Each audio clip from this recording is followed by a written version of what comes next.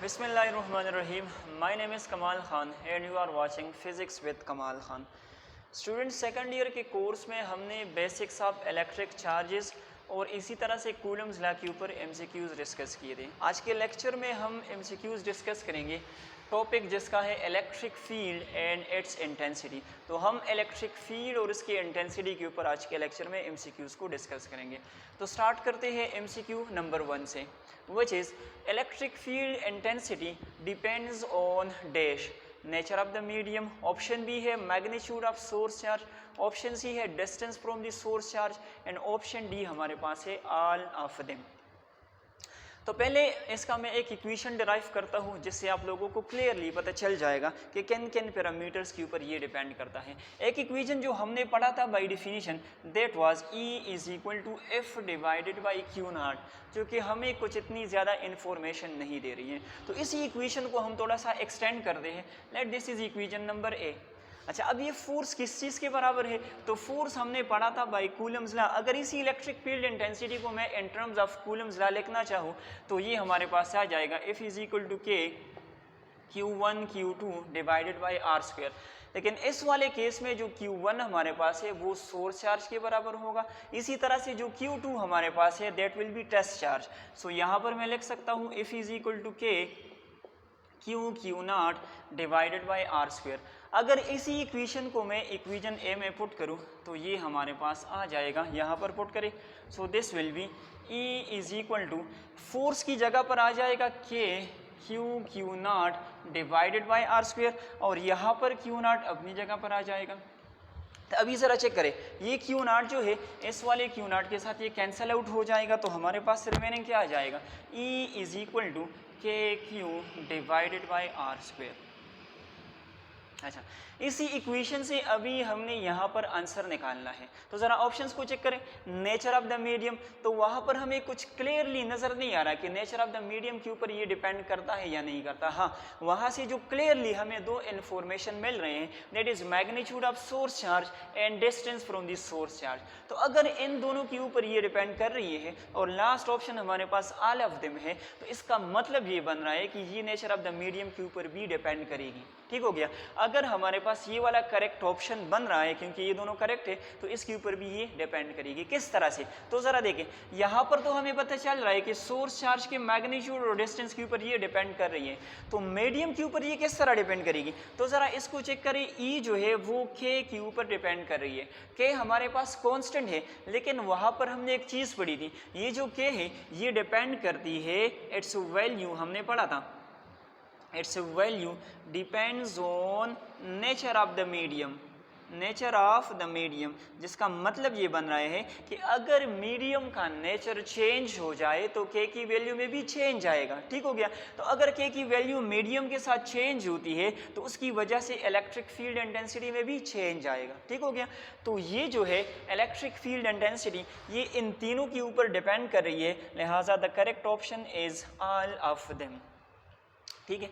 अच्छा, नेक्स्ट जो एमसीक्यू है, an electric field can deflect neutron, X rays, gamma rays and last जो option है नन ऑफ देम।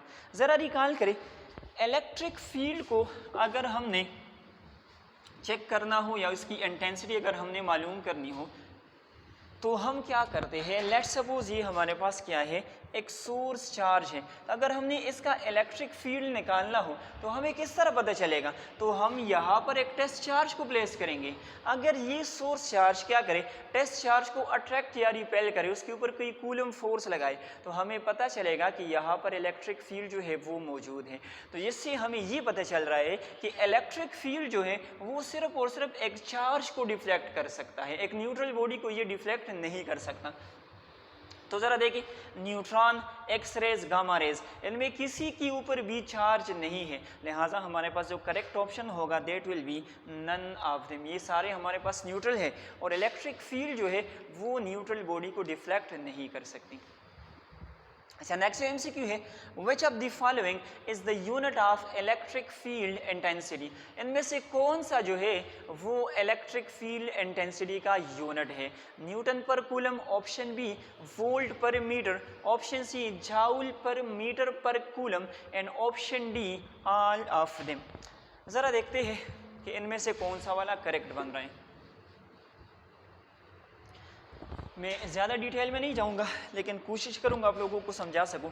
एक जो इलेक्ट्रिक फील्ड इंटेंसिटी का हम इक्वेशन पढ़ते हैं, फोर्स पर यूनिट चार्ज, तो यहाँ से जो यूनिट निकल रहा है that is Newton per coulomb.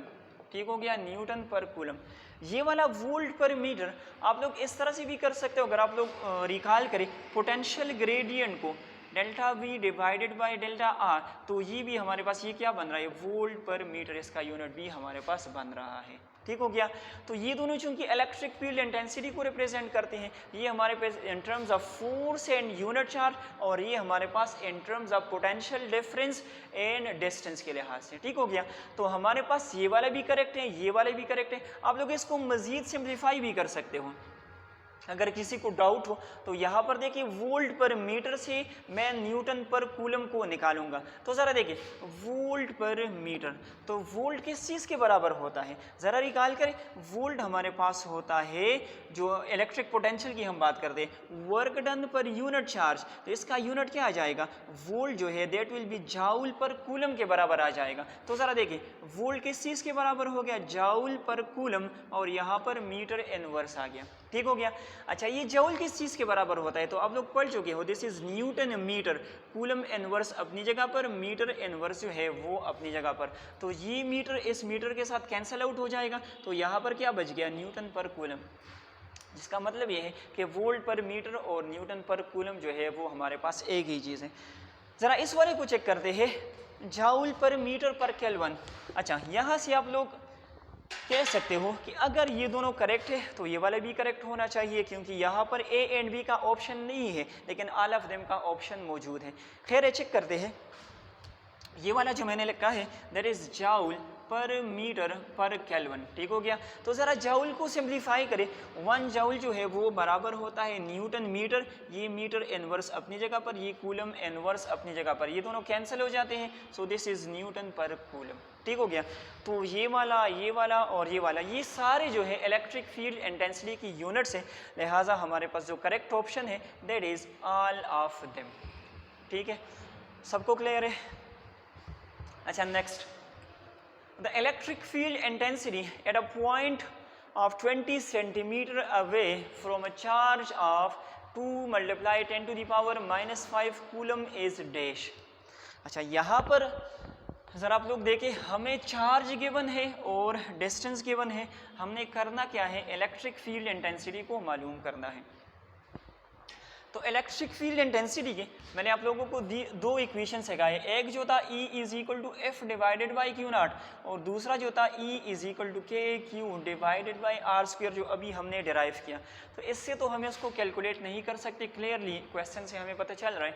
हमें डिस्टेंस गिवन है और दूसरी चीज़ हमें चार्ज गिवन है, क्या तो वैसे भी कॉन्स्टेंट है, यहाँ पर हम वैक्यूम वाले केस को कंसिडर करेंगे। अच्छा देखिए, E इज इक्वल टू के हमारे पास होता है 9 multiply 10 to the power 9, Q हमारे पास कितना है 2 multiply 10 to the power minus 5 coulomb, so this is 2 multiply 10 to the power minus 5 coulombs divided by distance हमारे पास जो है दैट इज 20 सेंटीमीटर। तो अगर इसको मैं मीटर्स में लिखना चाहूँ तो ये हमारे पास क्या बन जाएगा, 0.2 मीटर्स, और इसका हमारे पास होल स्क्वायर आ जाएगा। क्लियर है। अच्छा, मजीद सिंप्लीफाई करते हैं, इन दोनों को मल्टीप्लाई करें 9 इंटू 2, तो ये हमारे पास 18 बन जाएगा, multiply 10 to the power plus 9 10 to the power minus 5, तो इससे आ जाएगा 10 टू दी पावर प्लस 4। ज़रा इस वाले को देखिए 0.2, तो क्या इसको मैं यूँ लिख सकता हूँ 2 multiply 10 to the power minus 1 और इसका होल स्क्वायर। ज़रा देखिए 0.2, इस पॉइंट को मैंने यहाँ शिफ्ट किया, तो अगर हम लेफ्ट से राइट की तरफ पॉइंट को शिफ्ट करेंगे तो हमारे पास 10 का पावर माइनस 1 आ जाएगा। ठीक है, तो ये मैंने लिखा 2 multiply 10 to the power minus 1। अच्छा, आगे देखें, इससे हमारे पास आ जाएगा E is equal to 18 multiply 10 to the power 4, नीचे वाले को सिंप्लीफाई करें, इसका भी स्क्वायर इसका भी स्क्वायर, तो अगर इसका मैं स्क्वायर लूँगा तो ये 4 बन जाएगा, और जब हमारे पास बेस 1 हो और इसके एक्सपोनेंट्स 2 बन जाए तो इन दोनों को हम आपस में मल्टीप्लाई करते हैं, इसको ज़रा याद रखिए। चलिए खैर मैं एक स्टेप में कर देता हूँ, 10 into 10⁻⁻1 whole to the power 2, तो ये दोनों आपस में मल्टीप्लाई होंगे। दिस इज 18 मल्टीप्लाई 10⁻4, यहाँ पर 4 और ये 10⁻2 बन जाएगा। 2 × -1 ये हमारे पास -2 बन जाएगा। अच्छा देखिए इन दोनों को अगर हम सिंप्लीफाई करें, इसको भी 2 से करें, इसको भी 2 से करें, तो ये 9 आ जाएगा। तो यहाँ पर बच गया 9/2 मल्टीप्लाई 10⁻4, इसको ऊपर शिफ्ट करें तो ये बन जाएगा 10⁻+2। अच्छा 9/2, 9 का जो हाफ होता है that is equal to 4.5 multiply 10⁻+4 10⁻+2, so 10⁻6 newton per coulomb इसकी हमारे पास इंटेंसिटी आ जाएगी।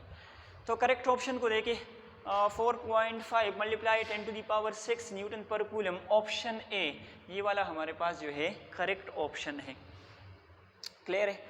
अच्छा next MCQ, the magnitude of electric field intensity is such that an electron placed in it would experience an electrical force equal to its weight. The electric field intensity is given by dash. Question को जरा समझे। Question में हमें कह रहे हैं कि हमारे पास magnitude of electric field intensity कुछ इस तरह से है कि वो उसमें अगर हम एक इलेक्ट्रॉन को प्लेस करें तो वो जो फोर्स एक्सपीरियंस करता है वो इलेक्ट्रॉन के वेट के बराबर होगा।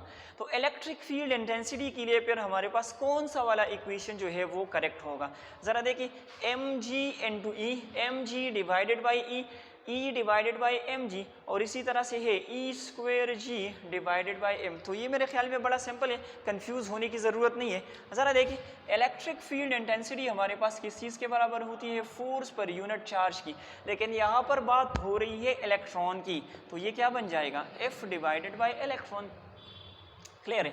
अच्छा दूसरा जो कंडीशन हमें गिवन है वो हमें ये कह रहे हैं कि ये इलेक्ट्रॉन जो फोर्स एक्सपीरियंस कर रहा है यहाँ पर वो इसके वेट के बराबर है, और वेट हमारे पास इक्वल होता है mg के। तो क्या बन जाएगा electric field intensity is equal to mg divided by E, ये वाला हमारे पास करेक्ट आंसर होगा। तो mg divided by E, option B, this is the correct option. अच्छा लास्ट जो MCQ है आज के लेक्चर का, that is the dimensional formula for electric field intensity is dash. Electric field intensity का जो डायमेंशनल फार्मूला है वो हमारे पास कौन सा है, सॉल्व करते हैं। इलेक्ट्रिक फील्ड इंटेंसिटी का जो यूनिट है that is Newton per coulomb, ठीक हो गया। न्यूटन को फंडामेंटल फॉर्म में लेके तो न्यूटन हमारे पास बराबर होता है kilogram metre per second square. इसी तरह से कूलम को फंडामेंटल फॉर्म में अगर हम लेके तो ये बराबर होता है ampere into second whole power -1। Simplify करें so this is kilogram metre per second square, ये एम्पेयर -1 और ये सेकंड -1, सेकंड -2 सेकंड -1, ये हमारे पास बन जाएगा kilogram metre second -3 a -1। So this will be ml t -3 I -1। This is the dimensional formula for electric field intensity. तो ज़रा चेक करें इनमें से कौन सा ऑप्शन है, option C is the correct option. Clear? तो स्टूडेंट्स आज के लेक्चर में हमने इलेक्ट्रिक फील्ड और इलेक्ट्रिक फील्ड इंटेंसिटी से रिलेटेड MCQs को डिस्कस किए। इंशाल्लाह नेक्स्ट लेक्चर में हम मज़ीद MCQs को जो कि हमारे नेक्स्ट टॉपिक्स है उसके ऊपर हम डिस्कस करेंगे। तब तक के लिए अल्लाह हाफिज़।